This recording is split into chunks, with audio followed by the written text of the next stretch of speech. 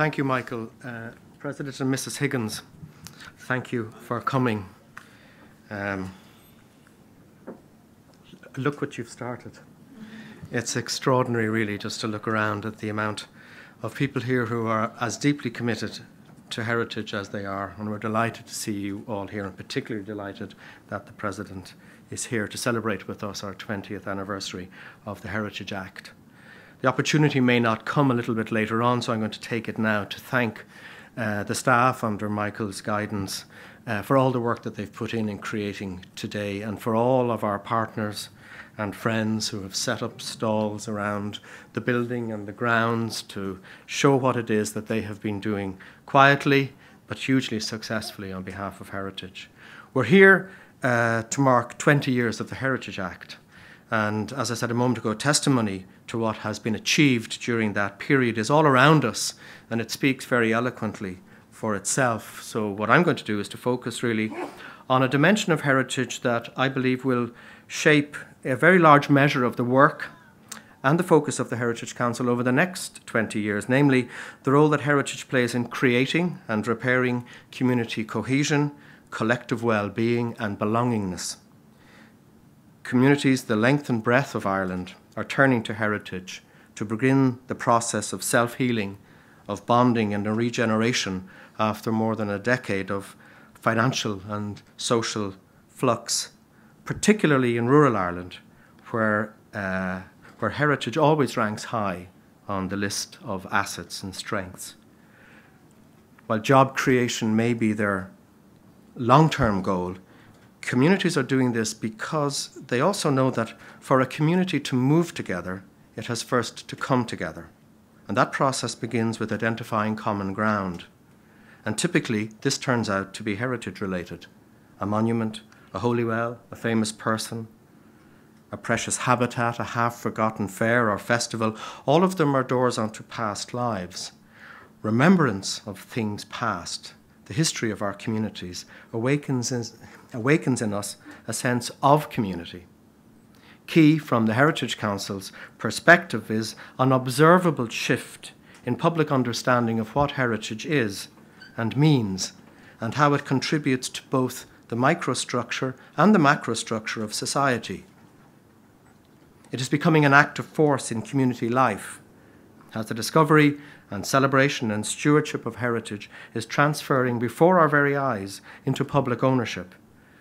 The sense of public ownership of heritage has never been greater and is increasing all the time, and it's a phenomenon that is unfolding all over Europe. With it comes an appetite, a willingness, and indeed an expectation to embrace fully the principle of shared stewardship.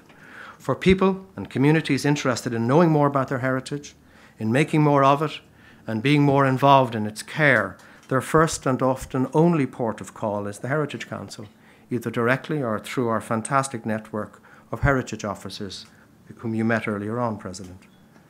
Unless we can support them, these ideas, these dreams of a better tomorrow, they're built on the tangible achievements of yesteryear, will simply wither on the vine. So this is not just about heritage. It's not just about saving another little bit of the heritage. It's about something far more important than that. It's about caring for society. In your address to the Michael Littleton Memorial Lecture 2 years ago, President Higgins, you said that, and I'm quoting, knowledge of history is intrinsic to citizenship. At the time, you were probably referring to history at a more global level, but as you know very well, the principle applies at a local level too. Conscious and deliberate remembrance is a cornerstone of social belonging and placemaking, the authenticity of which is underpinned by truth. The bill that you brought in 20 years ago poses a question that remains every bit as valid today as it was in 1995. What structures and resources need to be in place for heritage in Ireland to thrive and to deliver the public good that it can now and into the future? For us in the Heritage Council, that starts with people. The community network we have built up over the last 20 years or so, and for which a huge debt of gratitude is owing to the heritage officers, is firmly part of the new infrastructure associated with heritage in Ireland. It underpins our work. The Heritage Council is also focused on developing an infrastructure of specialised bodies of expertise to support critical thinking and policy development around heritage. This, to my mind, is the most important target for the future. Some of that infrastructure is already in place, but pilot projects that have proven their worth and which should be rolled out nationally have been held in suspended animation by the last 7 years of austerity. The gap between public appetite and expectation and state support is widening, which means ultimately that the potential of heritage to contribute to public good, and that means jobs as well, is not being fully realised, not by a long shot. The challenge of public participation is not one of project initiation, it's one of catching up. The public are already leading the way. Facilitating public participation in heritage and heritage stewardship is good social policy. Getting there is not just about resources, it's about attitudes. I recognise that some may fear the prospect of shared stewardship as an unwelcome intrusion of unqualified enthusiasts into the serious business of professional heritage management. But I feel that we should look upon this as a massive opportunity for the heritage sector. There is a middle ground, and there are case studies that prove it. It's not something that can be ignored, because without the public, there simply is no phenomenon of heritage. There's no heritage at all. By that, I mean, in particular, an engaged participative public, not one moving passively or disembodied through galleries, ruins, and scenery, or a public inadvertently removed or separated, disenfranchised by the very efforts that are made on their behalf to preserve and present their heritage. Managing heritage requires not only technical skill and knowledge of theories and philosophies of heritage, but knowing also that there is a psychology to heritage as well. It means understanding, respecting, and honouring the deep psychological connection that exists between people and heritage, and knowing also that it often finds its most powerful, eloquent, and appropriate expression in the language of poetry and spirituality. We're not alone in thinking this way, or in setting this challenge for ourselves. It's one of the top priorities of the Council of Europe's Steering Committee for Culture, Heritage and Landscape, which sees heritage, as I've described it a moment ago, as essential to community coherence and an essential component of inter-community and intercultural dialogue. Ratifying and embracing the Faro Convention on the value of cultural heritage for society would be a good first step. It would send out a clear message of intent and understanding and align government thinking with public thinking on matters to do with heritage. And it would mandate the public to shoulder more of the burden of heritage stewardship. Another huge challenge is presented by urbanisation and its corollaries, namely depopulation of rural areas, changes in agriculture, and so-called green energy production. Rural Ireland, like the rest of rural Europe, is at a crossroads, and situating heritage in that space is going to be very tricky. Rural Ireland is not a museum piece, and neither is it a playground. While heritage is a key resource of rural Ireland, we have to make sure that it's not reduced to an atemporal cliché or an anchor around the legs of rural Ireland. The Heritage Council and the Heritage Officers have a good track record of navigating this space, of supporting and setting in motion projects that work and are sustainable. But to be blunt about it, there are not enough people to go around. We need to employ more people in the business of minding and imparting our heritage, and empower more of our own researchers and thinkers to contribute to the national and international discourses around heritage. We are up to these challenges, all of us here, but we cannot, and in fact will not, attempt to do this alone. On a day when all of the omens are good and all of the key indicators are pointing in the right direction, when heritage and the people and communities who make it, who care for it, who promote it, and who believe in it are here with us, the future looks bright. Thank you very much.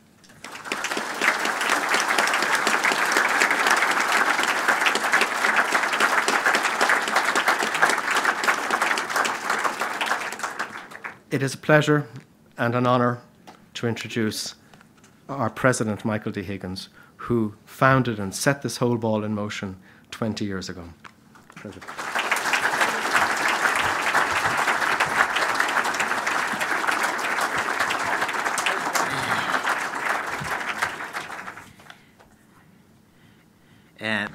Wearing as a gwni Loris, Wheelan Aractus, is a gwni cor fat. An gedal sias is min am a week as a goal as act an firkin folge. A darshe vrum heen is rem a van kele saivin is nadini to a frastel. A lum is privileged vensha, a rakoid kelurok marsha, as muidig kulure fehef liener and fod les le corsilun coil airakta. May I very begin, Chairman, by congratulating you on a very fine speech, and I think it has benefited enormously from its frankness. I think that I want very much to say, Margaret Mehian, Táhas an venture kun Comoran feheflian bunun colair the Calura, agus gan buicas kamala sin leis an privethach famacon an corlam túsel Michael Starrett, leis an cohilok tú hain, agus build an board asach den cuire a sholchid dum hain tiocht. I'm so pleased that to have received this invitation to come along and celebrate with you 20 years of the foundation of the Heritage Council. I do think that it is absolutely wonderful to see so many representatives of community groups drawn from different parts of our island gathered here. I also was so impressed to see the different publications that are there on different aspects of the heritage and all of the groups and the different parts of circumstances of our living together who are working in this area. For example, the islands, people interested in biodiversity, so many different areas. It has been a fruitful 20 years. It has so much has been achieved. I listened with great care what you had to say, Chairman, and I very much take up these challenges. I think we wouldn't have had a council 20 years ago if there hadn't been some frank speech in relation to the importance of heritage. Agus Cursi Irakta.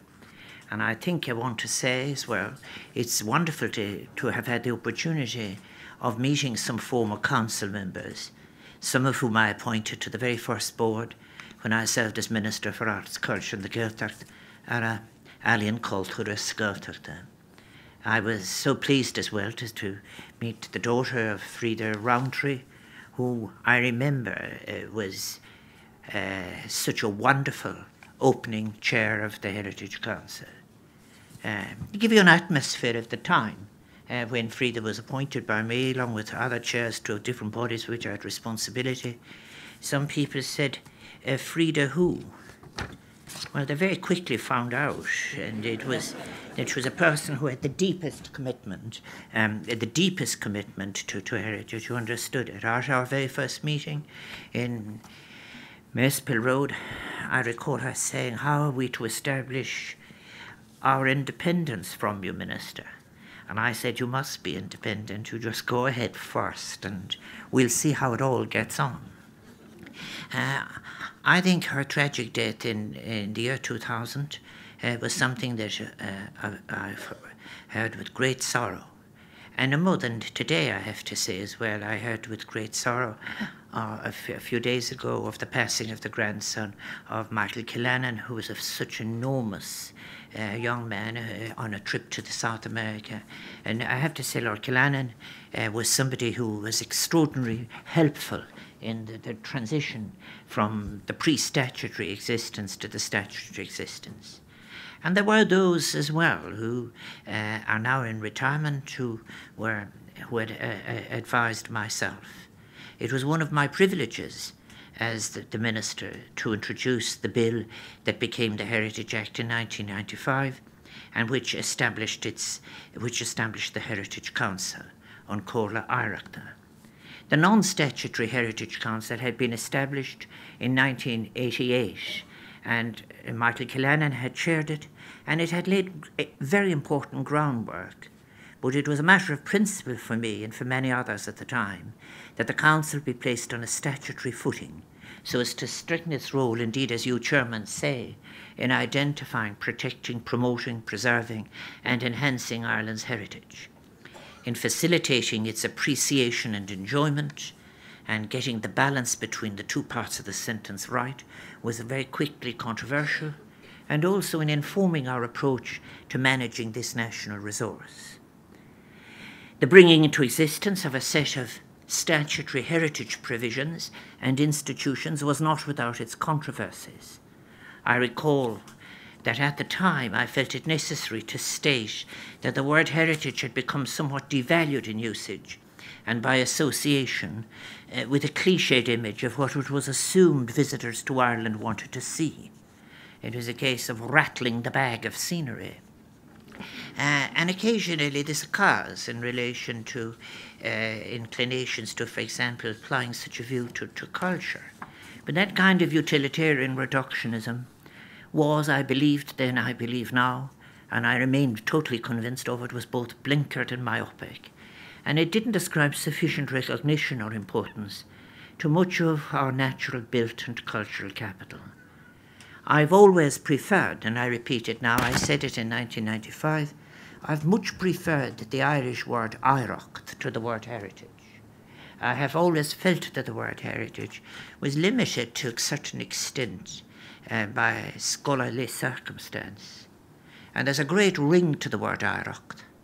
It goes back farther, and it goes further in imaginative terms, as we would say in Irish, in Sálaíocht.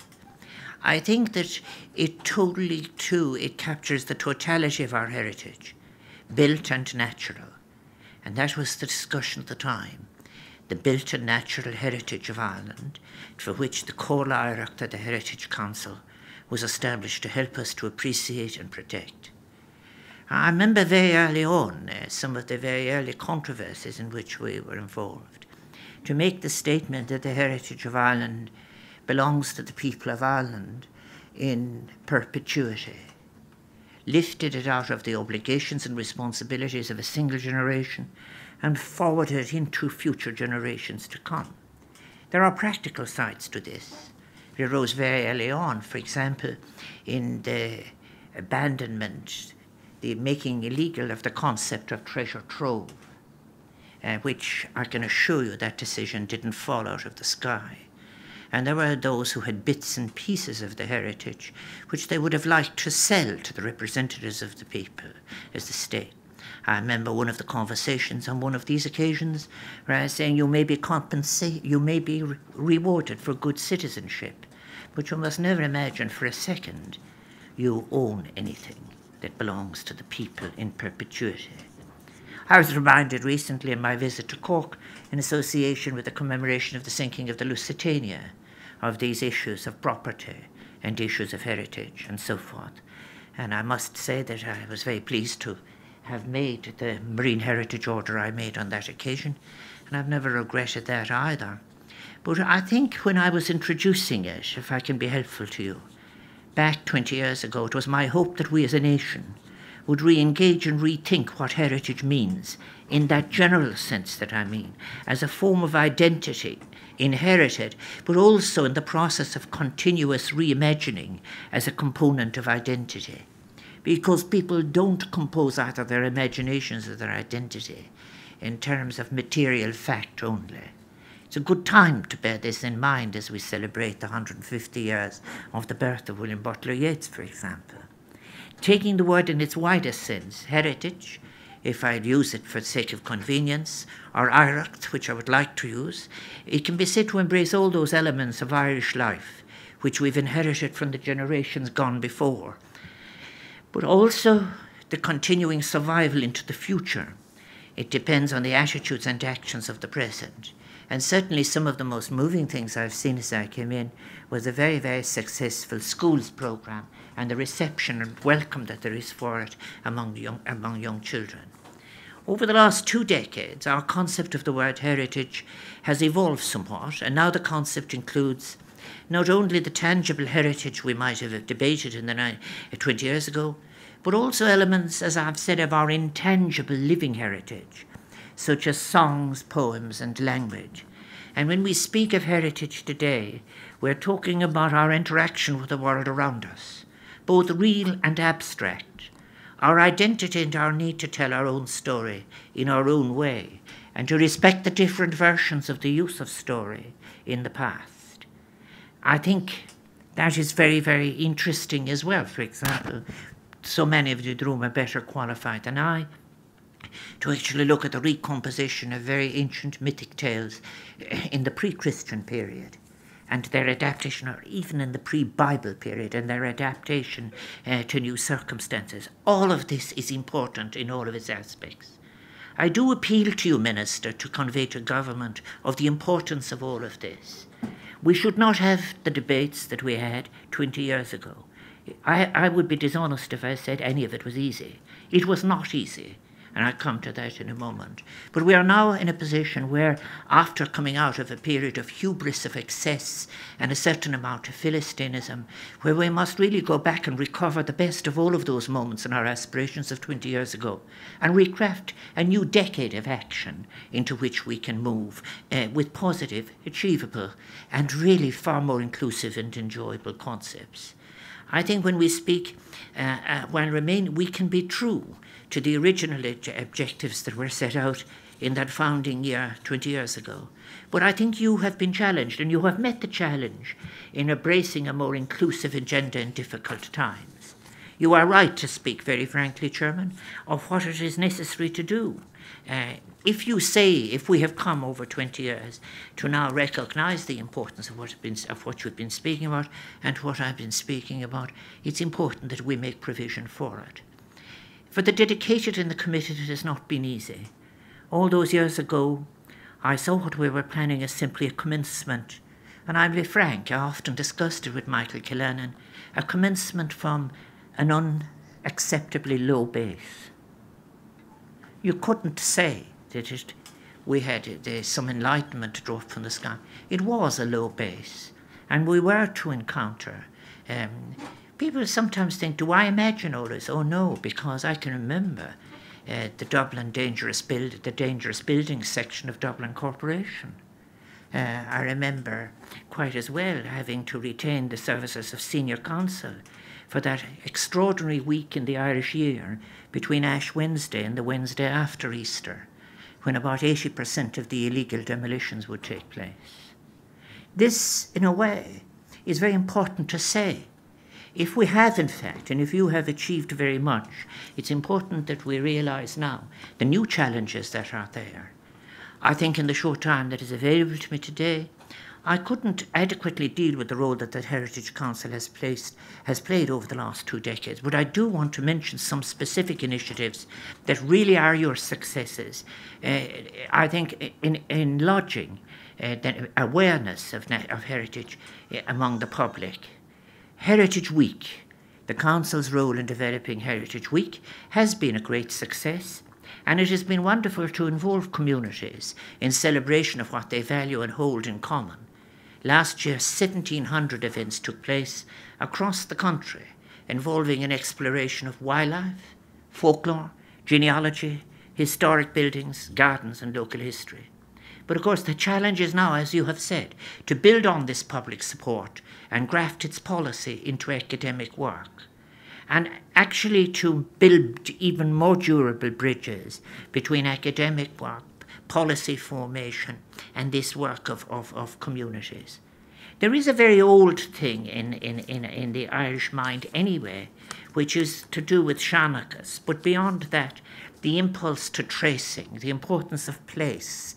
And then I think as well, what will be in the next decades as well, the kind of democratization of heritage.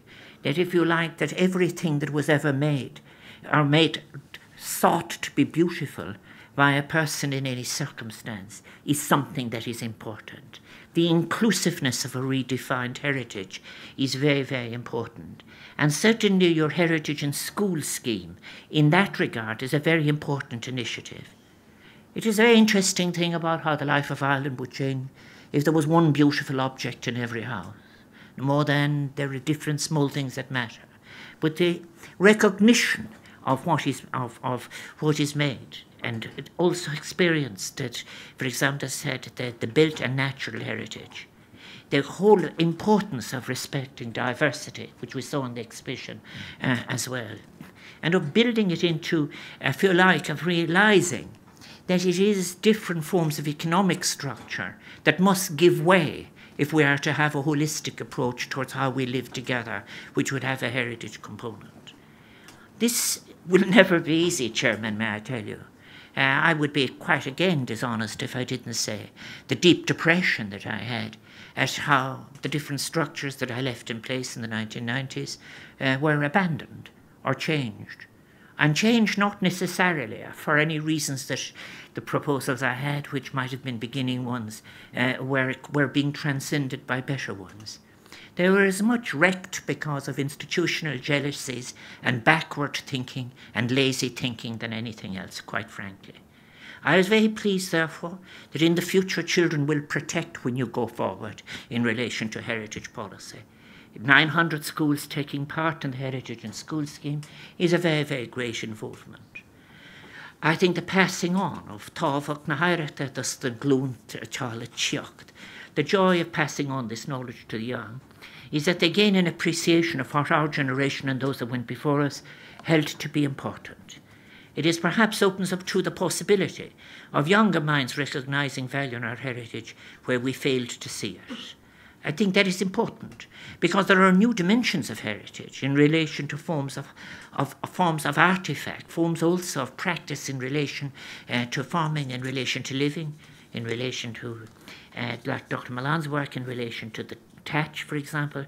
There are so many new pieces and possibilities now that can be added in. Then again, the Irish Walled Towns Network, founded by the Council in 2005, is yet another scheme that has had important benefits in that it has ensured that Ireland's unique walled and fortified towns and cities are protected and managed in a sustainable and appropriate manner in the long term.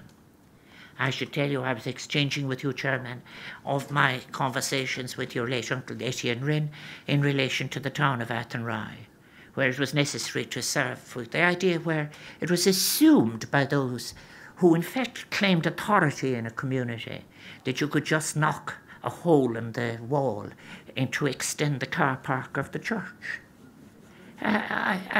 So again, I say these things not in any bitter sense, but only to say you have to know what you're dealing with.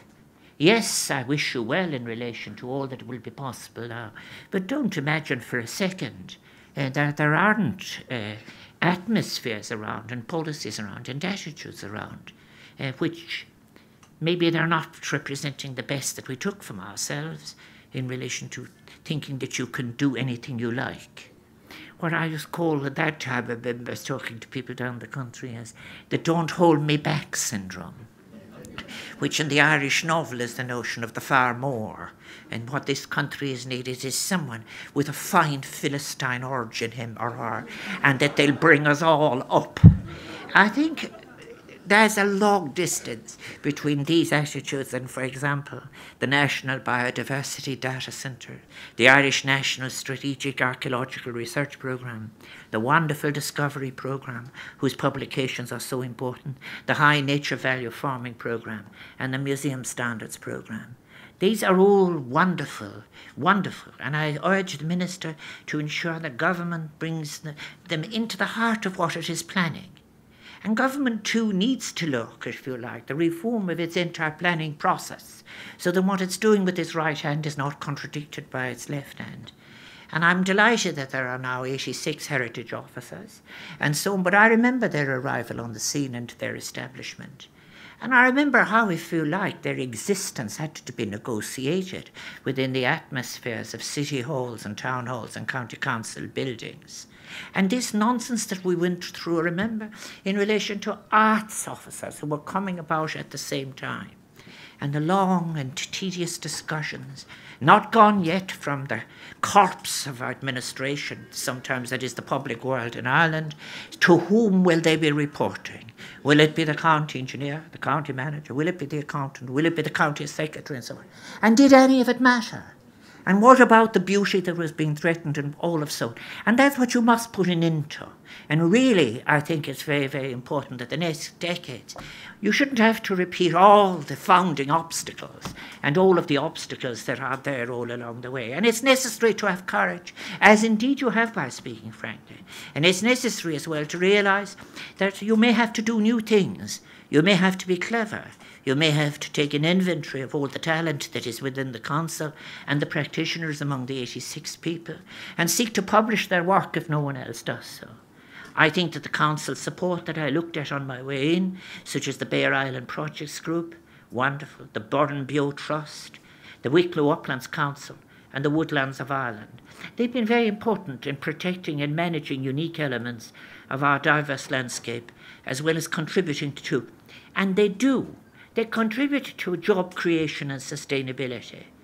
I saw an article in the paper that had an extraordinary headline, that Ireland had the most over-educated young people in Europe.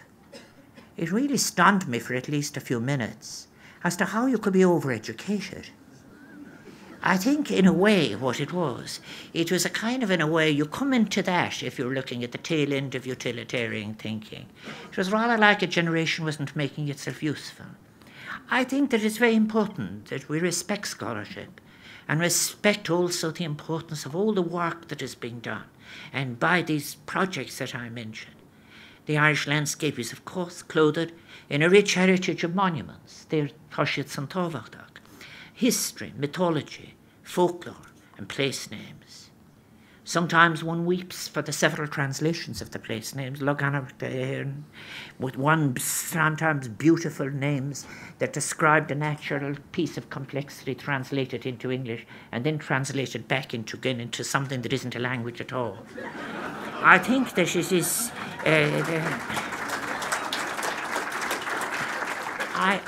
I also think as well, and I wish you courage, beg on mission Octobertag, August Toshatag, that Vishe Chastel Snabda Kotcher, and that is in relation to places of natural diversity and fragility, such as mountains, bogs, plains, rivers, lakes, and the coast that have historical, religious, mythological, and legendary associations. I remember attending very dramatic meetings attended by hundreds of people who felt that there should be an infinite number of sheep that you could have on mountains. And remember saying to them once, they said to us once, we have 200 people here tonight. We'll have 2,000 next week. And I said to them, well, you can keep adding notes to it, but you're not improving your argument. But whereupon there was sustained booing for 10 minutes. Now, I say this to tell you that the fact that we have a Heritage Council, the fact that we have sensitivity to the heritage did not fall from the sky, nor is it a natural accompaniment of forms of economic life that have prevailed and been hegemonic in rural and urban Ireland. These resonances of the past that I refer to are part of our cultural heritage. What I've just been referring to in the natural complex is these are complex ecosystems of which we as forms of life are but a part, but upon which we all depend. And I think that we will all gain from looking at these exhibitions, when the children now have access to them, a whole new language that is able to handle biodiversity, natural complexity and ecosystems. And I think that is very important as we try to fathom the importance of natural systems to our own well-being and to understand the implications of losing the natural balance in our climate system and our biosphere. And you referred, Chairman, as well to, in fact, in relation to the convention that's sourced in the Council of Europe. One of the great lessons, if people should bear in mind in the public world, is to contrast the thinking that led to that convention within the Council of Europe and the absolute failure at the level of the European Union to develop anything equivalent. It is at the level of the European Union a failure in the general area of culture and specific failures in relation to some of these dimensions of within culture. They couldn't even recognise the area, not to speak of having measures that would be adequate measures. Then returning home, there are countless historical buildings, traditional structures, places of worship, and other elements of our material heritage whose conservation and repair has been supported by the Heritage Council over the years. I remember in the years that followed the establishment of the legislation being in places like Castletown and elsewhere. And I point out that just in the same way as the occupants of the houses whose figures, whose ancestors are in the portraits, are important, so also is the careful work of the stonemasons and all of those with all the different skills who contributed to the creation of what is, after all, a shared heritage. Many of the conservation projects that you have assisted in the two decades have had marvellous community implications and connections and cooperations, bringing local groups together with local heritage societies, preservation societies. And what they've done is something that is very important. They have restored people a sense of place, a pride of place, and from that pride of place comes a genuine care that is beyond the personal aggrandizement. I think over the last 2 decades, yes, our Irish society has been changing. And through that period in Corla, Ireland has also changed along new kinds of partners. And you have been seeking, and they have, to develop a comprehensive community-based heritage infrastructure, which is the centre point of your speech, Chairman. I think that's very important, to support and promote heritage at the local level. And it is important that in the future, something that was very difficult is to have an integrated approach that offers a connection between what people are trying to do and place, and that it offers benefits of enabling and empowering local communities to use heritage to improve their sense of well-being and quality of life. One should be doing it for oneself because it is, in fact, improves the quality of life of the community. And the way it works best then is that tourists are not people, in fact, that you're shaking down, but they are, in fact, visitors who you are welcoming within the moral norm of hospitality, and you have the confidence of sharing what you have valued in both its beauty and in its humility. And in this regard, then, I pay tribute to all the local heritage officers who've been fundamental in fostering this dynamic network. And my wish for them is that when eventually we take up the challenge of local government reform in a meaningful way, that their role will be centrally recognised. That role is defined, in my view, with an institutional structure that merits review in terms of its integrative capacity. So many things are dying in Ireland because of dead notions of hierarchy and often patriarchy. And it is almost impossible to, in fact, almost as if one was putting a wedge in a block, to put in something new and creative into a system that isn't, in fact, conducive towards doing so. I wish you well in that. There is much then to celebrate after 20 years. But much more importantly, it is time to take stock and make a reflection on where those hopes and vision of 1995 might not have been fully realised. And when I went back over the Dole and Shannon debates from that time when I was steering the bill through the Houses in 94 and 95, it was clear that the Heritage Council that I had envisaged and discussed as the founding minister was to be one part of a much larger design to promote, protect, realise the potential of various strands of our heritage. And that is why I have to say to you, as the person who was responsible for introducing that legislation, that I never saw it in isolation. It went together with the National Monuments Act, the National Cultural Institutions Act, and the changes which I was proposing to the Wildlife Acts. That is, if you were to be able to deal with the entire area comprehensively. People would say in the media at the time, he's building an empire. Yes, it was necessary, in fact, actually, to be able to speak meaningfully about this area at all. I think if one wanted to give effect to the Habitats Directive, all these things, all these elements taken together were key pillars of a comprehensive legislative framework for heritage protection. And it is important that where demolition of these integrative structures have taken place, that you press for them publicly if you want, in fact, a policy that will serve you well in decades to come. It was envisaged that the Heritage Council would provide a central policy advisory and coordinating role across all elements of government, and that heritage protection would find its appropriate expression across laws and policies governing each of the relevant sectors, particularly in those areas that presented threats to our heritage. A mechanism was in place that where, for example, a minister with responsibility for planning was in conflict with the minister with responsibility for the heritage, it would be resolved back in cabinet to try and resolve the dispute between the ministers. All of that, there was a retreat from it, which I really cannot say that I welcomed. And while there has been some notable success in having certain heritage protection functions delivered in sectoral legislation and policy making, other sectors remain in need of far more work. For example, we should not forget that despite 20 years of effort, the status of many of our protected natural habitats and species continues to deteriorate. And it would be unfair, and I'm not doing so, laying responsibility for this at the door of the Heritage Council, but it remains a shared challenge which I must address, in which the Council has a role. And I'm well aware that many of the institutional pieces I put in place, as I've said, were reframed with departmental changes in government administration after I left office. Now I just simply reflect on these, and I leave it to the citizenry to decide what they think is appropriate into the future. Is minlam cúpla focail ónis faoin Gaeilge, agus a cháirtain ar guimhna máda le cuasaí áireachta. Darlam hain is gné lárnach í an teangan ar nairacht, nach fédilin agus nar cóirtún scarach na hiile. Agus a famlam leanta na milta blian is í an Gaeilge an man trín ar cúig éirinig in lecna le dímplacht, agus an cistún ó bhuairsiad na focaila agus náhanna chun corsiasaíanna ar cuasaí políteachta, creative nádor agus cultúra. This Irish language that I have been speaking, a language that is so many thousand years older than Christianity itself. It is a constant thread running through almost all aspects of our heritage, and it cannot be disaggregated from how, for millennia, the Irish people related to, interpreted, and shaped their and our world, and made their gods and replaced them, and adapted them.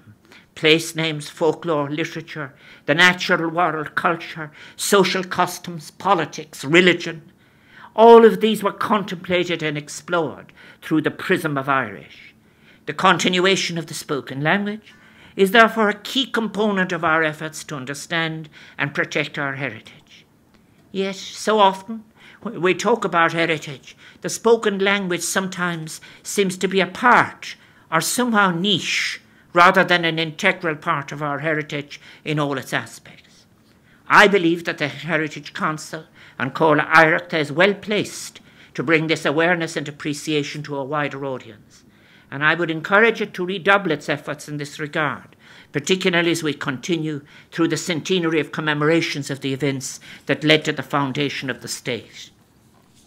And returning to our recent past, Chairman, you have referred to something interesting. It has not been an easy journey for you, the Heritage Council. It has had to contend not only with the difficulties that I've mentioned, but also with the extraordinary hubris, the impatient and heritage-threatening hubris of the Celtic Tiger years, and the harsh realities of Ireland post-2008. You are right, in fact, to ask for content and to contest the meaning of austerity. If one is, in fact, spending less and so forth, what is it that is so valuable that you cannot afford to let it go? These are matters for government. But neither of those contexts, the hubris of the Celtic Tiger with its accompanying Philistinism, the utilitarianism that made it possible, and then the harsh utilitarianism that is dealing with its adjustment, I think that neither of these contexts were conducive to measured consideration of the value of heritage protection, particularly where the narrow metrics of pounds, shillings and pence or jobs were offered as a counter-argument. This is a false, that was always, is now and will ever be, a false and dangerous dichotomy of choice. So influencing public policy must, in my view, become a more central aim of the Heritage Council as it embarks on its third decade and carries on through other decades. And it may require a newly crafted relationship, not only with those departments and agencies directly involved with heritage policy, but also with those whose areas of responsibility have most impact on the future safeguarding of our heritage. It will require a new definition at European and national level of what are to be shared responsibilities and opportunities. Seeing heritage as an important and equal element of infrastructural planning, for example, that, frankly, still remains as an ambition rather than as a general achievement. And the Council too, as you have said, has had to adjust itself to straitened times and the importance of trying to make effective use of what are far too limited resources in these new circumstances. That has brought everything into focus. I wish you well in the public debate on that, and I'm sure that all of those present will want to influence that. But I think in the future, the Council must be creative and imaginative in crafting new uses of its funds. It must seek to draw on the now public support it has, the community connections that it has, and where appropriate, find other resources to fulfil its mandate. The Heritage Council example, for example, in Burrenbeo, is an excellent example of a collaboration which combines community, educational, and indeed commercial benefits and outcomes. And in this way, it helps to underpin the importance of protecting the ecological, archaeological, and cultural heritage of the area. To maintain widespread support, it is vital that funding assistance that it can offer is distributed by the Heritage Council in a transparent way consistent with a strategic vision. I suggest that it is important to say we would be doing this if we had funding and so on, and then doing what one is doing, saying we are doing this as a lesser version of what all our instincts tell us to do.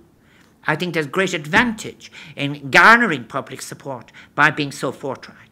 I think the Council has been successful in helping to build a community infrastructure that enhances awareness of our heritage. And I'm very heartened, Chairman, and enthused by the Council's ambition to build upon those foundations you now have and to maximise the support of communities in bringing heritage issues to the fore throughout Ireland. The Heritage Council's experience in engaging and encouraging community involvement will be a crucial factor in its success. And I know that in Cór you have mentioned it in your speech, Chairman, about the importance of the future of towns and villages in rural Ireland and how heritage can function as an agent of social cohesion and as a catalyst for sustainable and creative living.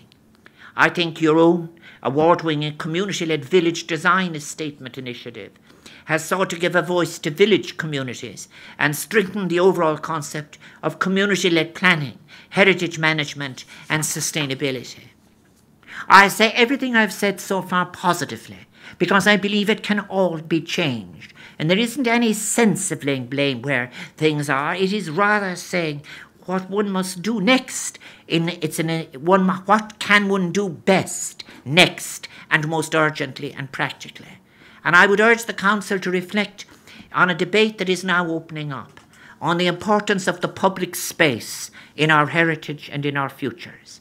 By this I mean the importance of public spaces such as parks and squares and walks, public buildings such as libraries, concerts, churches, halls, theatres, festivals, markets even. These are all key elements of our heritage. People talking, living, conversing together, rowing together if necessary, but in the public world. But one of the things that was a reverse after all of the time when I was there has been the consistent opposition to the public world since the end of the 1980s, and an even deeper ideologically driven opposition to the role of the state in defending the public world, which is just so important. The concept of the shared space of the public world, the role of the local and national state, that has been under attack across Europe since the end of the 1980s, and with disastrous results, leaving in the great cities of Europe gated communities on the one hand and ghettos on the other, where fear has replaced any sense of a shared sense of joy in the public space.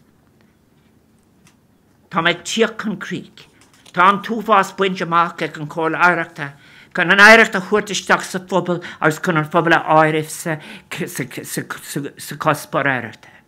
Le linne tréifte dúlánach, a raibh árin aig chuirteir le déanaí sa tíir seo. Ba Vishnu le écol, gur fás le hiscan na líine ar na cuncepa idir ghail fer seo.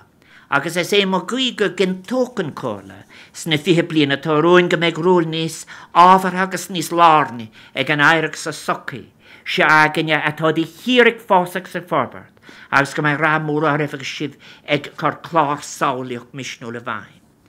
And for those who are not familiar with Irish, my wish for you is that the Heritage Council, which has achieved much in making heritage part of the community, and the community part of our heritage framework, during those recent challenges to which you, Chairman, and I have referred, it is encouraging to see that people have developed, in the throes of that, a deeper appreciation and knowledge of the interrelated concepts that make up our heritage. And my sincerest wish is that the Council will, over the next 20 years and the coming decades, ensure that the role of heritage in the community becomes ever more relevant and central to our ever-changing and evolving society.